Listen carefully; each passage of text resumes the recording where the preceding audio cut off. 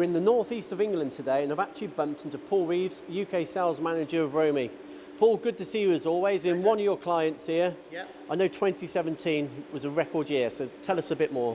Yeah, it was a fantastic year for ROMI. We broke all our original records and going forward we're looking for an even better 2018.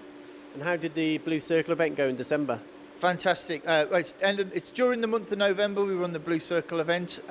We have large discounts on all UK stock machines and we literally sold out. It was amazing.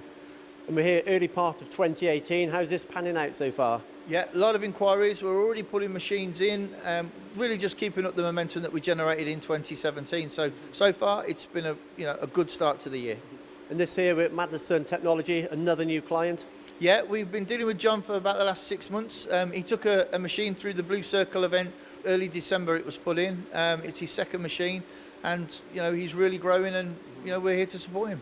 And what plans have you got for 2018? Are you at the MAC exhibition? Yeah, we're at MAC this year. Looking forward to that in April. We can be found in Hall 20, showcasing some new machines and our product range. And always good for a deal, Mac. Always good for a deal, Joe. You know us.